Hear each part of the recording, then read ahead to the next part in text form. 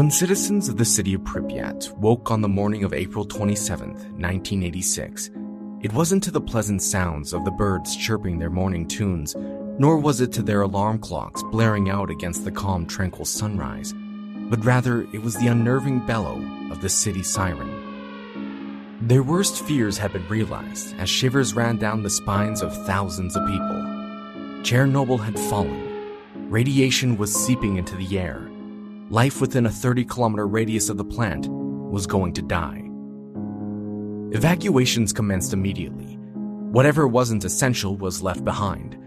Within a month, over 100,000 people had been forced to relocate, with more leaving within the coming years as the radiation slowly spread. For many, their perspective was that the world was coming to an end, a disaster to end all disasters. The exclusion zone, the area surrounding the reactors, will not be habitable for another 20,000 years, but even this is an optimistic estimate. The story of Chernobyl's disaster is one that many people have grown incredibly familiar with. It affected hundreds of thousands of lives across the globe. Relatively recently, dark tourists looking for a morbid destination to explore would be able to find tour companies offering guided tours past the border of the exclusion zone, venturing ever closer to the thrill of danger. But nowadays, Chernobyl has made headlines once more due to the war. Again, the area is under incredible threat as invading Russian forces attempt to spread fear and chaos within Ukraine. For anyone interested in the site, the stories surrounding this long-decaying nuclear power plant follow an obvious theme. Only darkness and despair seem to seep from the concrete bones of this once bustling setting. The operators working here should have taken the warnings they were given more seriously. Perhaps they could have prevented this blackened stain in the history book if they had only heeded the prophecy of the Blackbird of Chernobyl. I'm your host, Jordan Hopkins, and welcome back to Moonlight Lore.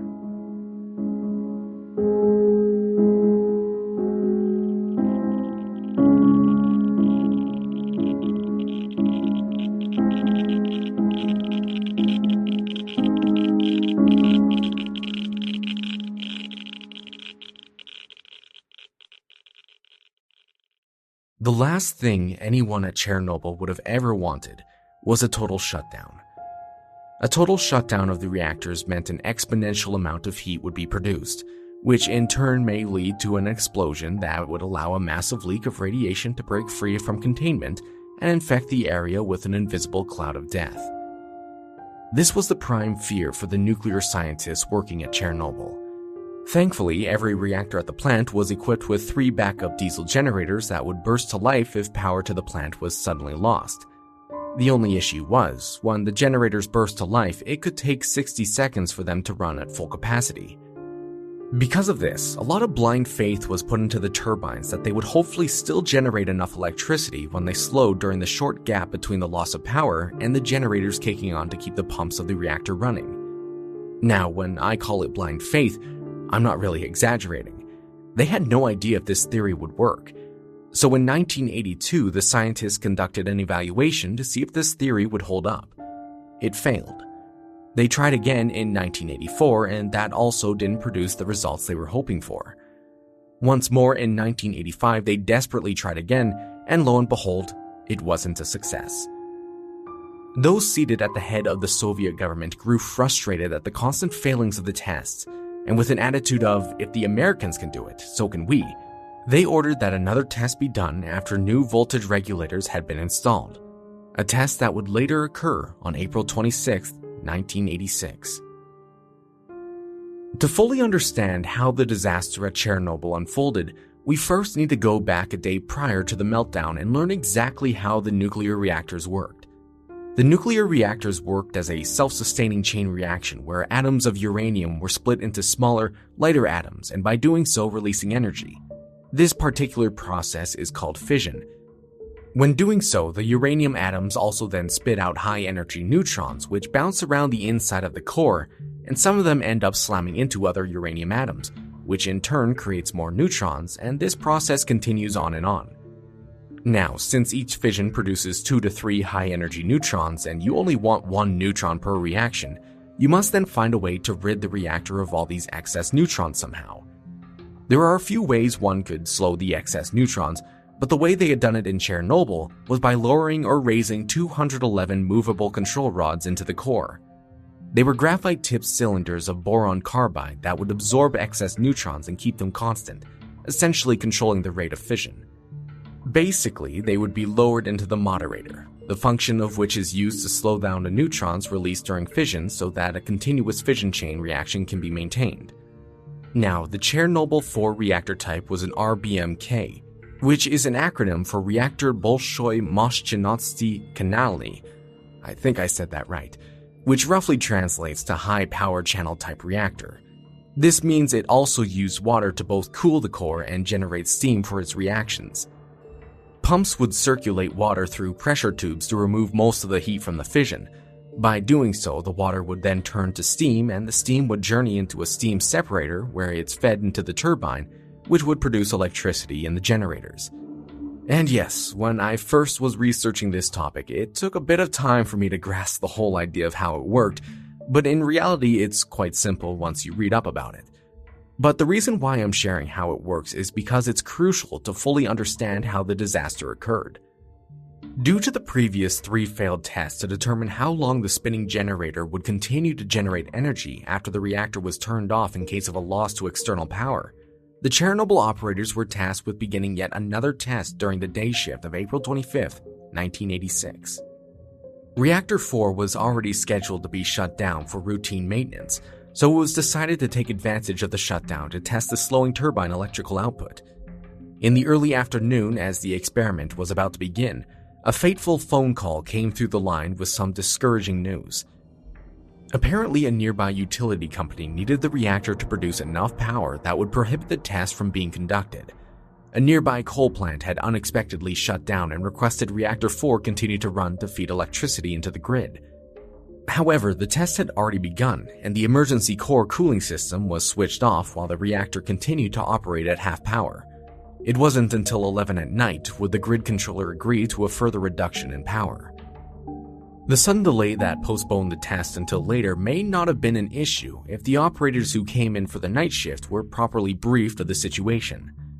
With only a short window to prepare for the test, the night crew rapidly lowered power to the reactor, hoping it would stabilize around 1,000 megawatts thermal.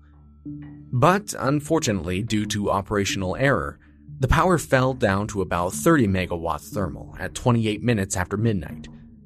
Urgently, efforts to increase power commenced, but unbeknownst to the night shift operators, there was a heavy buildup of xenon in the reactor. Normally, when the reactor is running at full power, it burns the xenon away, but due to the reactor running at half power for most of the day, the buildup of xenon resulted in what's called xenon poisoning.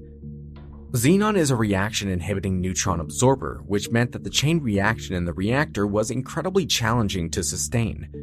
This was what resulted in the immense power drop, and so the plant operators needed a way to raise the reactor's power level.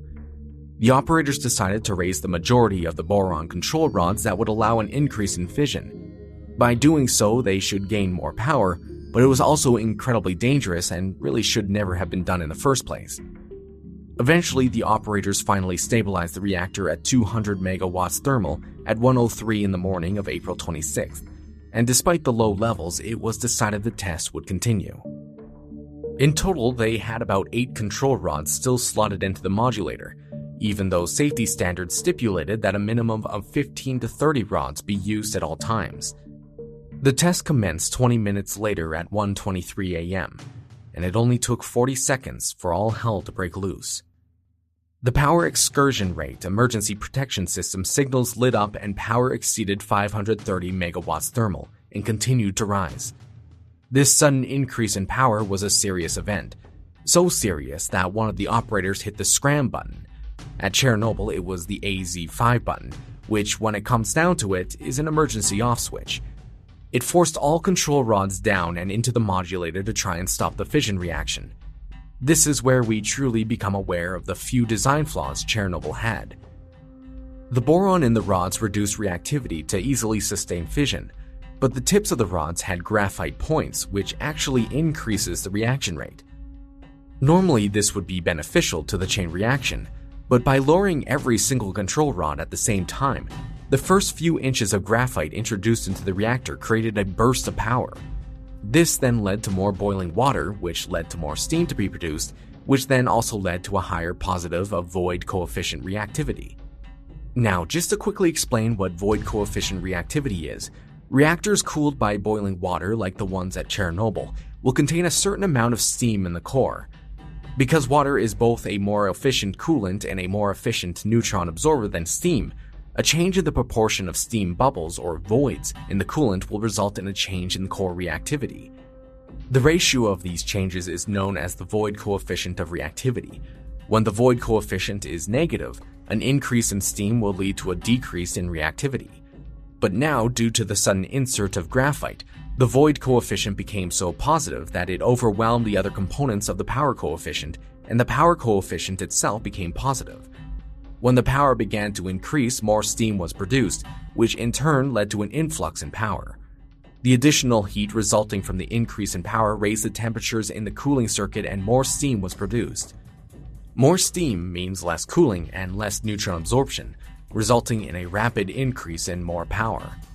Now, due to the lack of water for cooling and an exorbitant amount of steam being produced, things began to heat up real fast. The uranium fuel elements began to rupture. The destruction of the fuel channels then halted the lowering of the control rods, essentially trapping the boron cylinder outside the modulator and only introducing the graphite tips, which continued to increase the reactive rate. With the steam pressure in the reactor soaring sky high, it immediately caused the 1,000-ton heavy steel lid of the reactor to fly off and go straight through the roof. Seconds later, another explosion occurs inside the reactor, theorized to have been caused by a buildup of hydrogen from zirconium steam reactions, which caused a number of roaring fires to burst in all corners of Reactor 4, or should I say what was left of Reactor 4. The core was now effectively exposed to the atmosphere. A plume of radiated smoke was billowing into the heavens. Workers at Chernobyl scrambled to figure out what had happened. Radioactive debris was flung a kilometer into the sky and was now raining back down on everything and everyone. Surprisingly, only one man was killed by the immediate explosion, and another succumbed to his injuries later on at a nearby hospital. But the fire that was spreading needed to be contained before it swallowed up the other reactors. Nearing 2 a.m, firefighters arrived on the scene, ready to combat the flames. However, they had no idea of the gravity of the situation they were walking into. Without any protective clothing to shield themselves from the radiation, they began putting out fires as fast as they could. While the conventional fires at the site posed no problem to contain, the graphite modulator fire was a very unique problem. Trying to put out the graphite fires may disperse much of the radioactive fuel fragments into the open air. To put it lightly, it was an impossible situation. As unprotected firefighters began slowly dropping like flies due to radiation sickness, the full extent of the situation fully revealed itself. With over 200 firefighters on scene attempting to put out the fire, 30 of them would die in agony within the coming days. Others would pass away slowly over the course of a month. It was soon realized that graphite fires could not be put out with conventional methods. Citizens of Pripyat who happened to still be awake at the hour of Chernobyl's destruction were memorized by the fireballs flying into the sky. From their perspective, yes, a disaster had ensued, but nobody truly knew the ramifications of it just yet. Children were still attending school in the morning, folks were gathering in parks, weddings were still happening in full swing, all while radioactive contagion was spreading. To try and limit the amount of radiation exposure to other parts of Ukraine and the rest of Europe by wind currents, helicopters were then deployed in the early hours of April 27th to try and douse the reactor fires by dropping sand and boron, even though this was a last-ditch effort. It was a perilous job that required the pilots to fly incredibly close to the hole where the reactor was, which then turned to acute radiation sickness for hundreds of the pilots. That morning, as helicopters swarmed the sky, flying straight towards certain doom, the city of Pripyat was finally informed of the danger at their doorstep. Citizens were already reporting sharp headaches and a never-ending nauseous feeling in their stomachs. Only when the evacuation was announced over the town speakers did everyone finally realize the extent of what had happened. Death was descending onto the town, and people only had a short time before it was too late. A week would pass and the fires would still be burning, spewing radioactive particles everywhere. The military was now on full alert, sending a literal army of men who would be later known as the liquidators to help with the cleanup. many of whom would later suffer endless health effects due to their work. News sources all across the globe began reporting on the incident, despite the Soviets' attempt to suppress the news from getting out. It was impossible to deny the event when scientists in Scandinavian countries and parts of Europe began picking up traces of radioactivity being blown in by the wind coming from Chernobyl. By the end, thousands of people suffered an immeasurable number of health effects, mostly cancer. But as people do, they began to slowly move on as best they could, as both Chernobyl and the city of Pripyat were left abandoned to the decaying hand of time.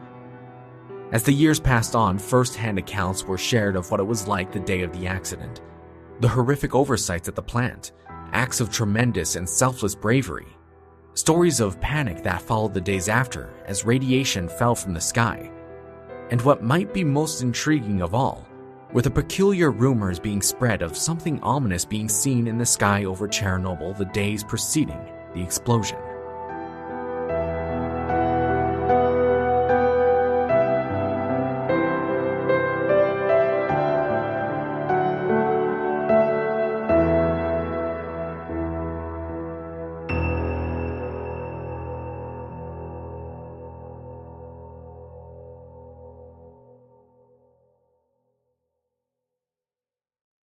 In the days leading up to the Chernobyl disaster, everything seemed as normal to the plant workers arriving for their shifts. Nothing was out of the ordinary, and the only perceived threat the operators felt was the one of their superiors breathing down their necks for a successful power test. Everyone felt the pressure of another failure. They just had no idea how catastrophic that failure would end up being. However, there was allegedly a strong clue that something was amiss at Chernobyl long before the explosion. Among the many legends and superstitions that surround the now decaying sector of the exclusion zone, people have come forth with stories of something soaring through the sky in the area. Something ominous and quite possibly foretelling. Those working in the control room who took frequent breaks from their stations to gaze out the window at their industrial landscape began to see something black flying through the distant sky on several occasions. It wasn't only one or two sightings either. Several of the men working at the plant took notice of this mysterious creature who seemed to have the anatomy of a man, yet had wings like a bird.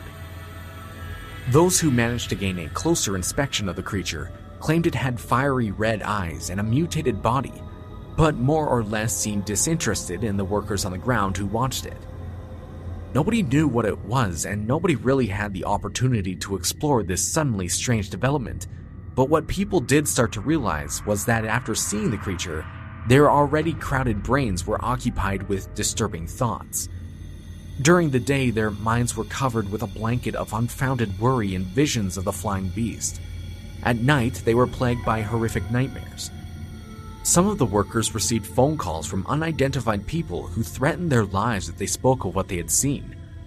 But of course, we now know this intimidation tactic didn't work, or else we wouldn't be talking about this topic today. But even on the day of the explosion itself, it was said the creature stalked the skies around Reactor 4, almost as if it was trying to draw attention to that particular area of the plant.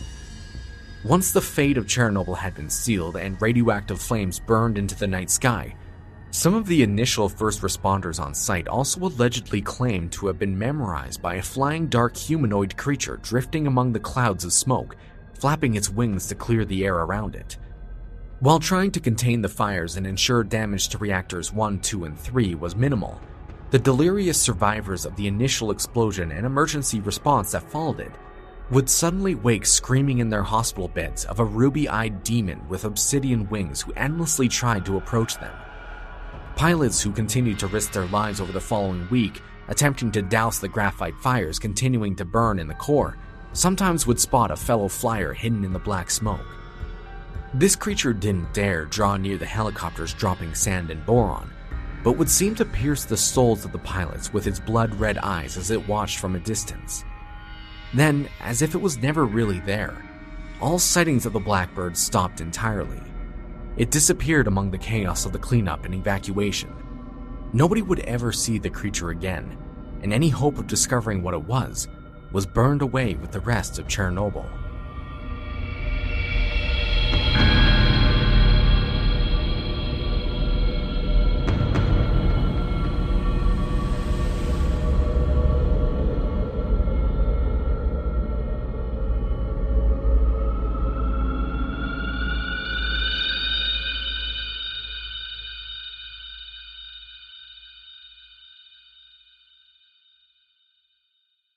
Many who passionately pursue the world of cryptozoology may recognize this story as following a similar theme with an event that occurred 20 years prior in North America. In West Virginia, the Silver Bridge in Point Pleasant collapsed into the Ohio River, killing a total of 46 people in 1967. Although I've yet to cover this specific topic on the podcast, many people will recognize the town of Point Pleasant as being the home of the infamous Mothman cryptid, who appeared a month before the collapse of the bridge. A large number of suspicious sightings of a winged creature soaring the skies over West Virginia have sent people down several rabbit holes of possibilities of what the Mothman was, what its main motivation for appearing in Point Pleasant was, and if it had any involvement with the bridge collapsing. Some say this creature, resembling that of a giant man-moth hybrid, may have been the direct cause of the disaster, while others argue in its defense that perhaps it appeared as a harbinger of death, warning of what was to come. Since the mystery of the Mothman of Point Pleasant has never truly been solved, we are then stuck with a variety of questions that may never be answered. The same can be said for the mysterious blackbird of Chernobyl. Anyone who could have claimed to have seen the creature flying in the sky is more than likely dead due to the incredible amount of radiation poisoning they would have suffered the day of the accident.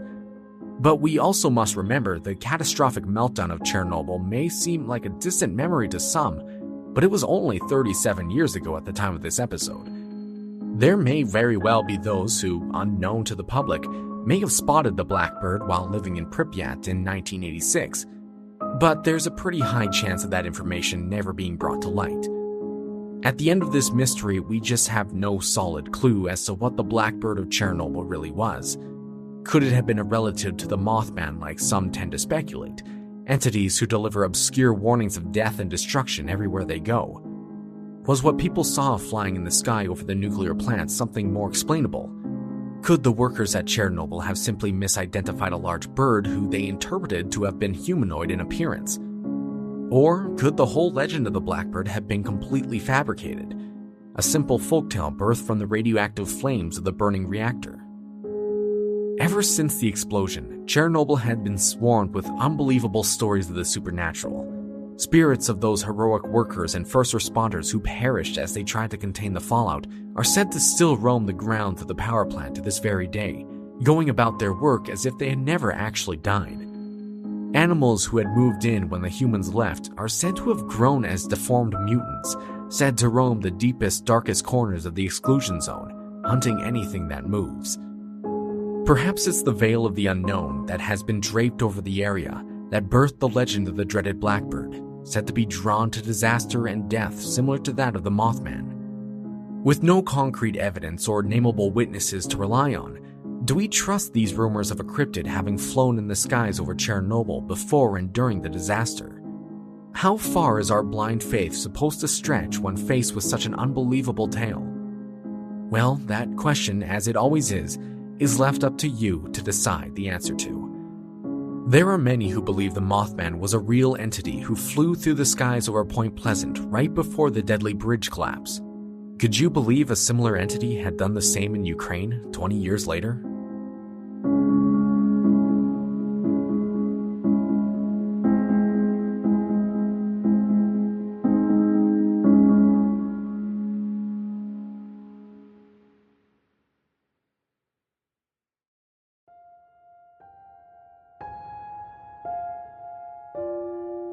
Thank you all for listening to the Blackbird of Chernobyl episode here on the Moonlight Lore podcast. I hope you enjoyed this morbid retelling of the worst nuclear disaster in history, and also found a new cryptid to love. I'm fairly sure I got my information correct when explaining the sequence of events at Chernobyl and how Reactor 4 actually worked, but of course, I'm not an expert on the topic, so there may be something I had said wrong and wasn't fully correct. If that's the case, I hope you all can forgive me. If you happen to enjoy this episode or any others that I've done, I hope you would consider sharing the show with your friends or family. It goes a long way in growing the podcast, and the more regular listeners the show gets, the more successful it becomes. Another way you could help out the show is by leaving a 5-star review on whatever app you might be listening on. All it takes is a second or two to leave that 5-star, and it goes a tremendous way in helping the show grow on the podcast charts. Not everyone does it, but I would be incredibly grateful if you could. And finally, the third way you can support the show is by donating to the podcast Patreon page. I got a few interesting episodes on there that the public doesn't get to hear, and a few other neat little benefits people get. So if you have the means, follow the link in the description of this podcast episode and pick a tier that entices you most. I hope to see some more of you over there soon.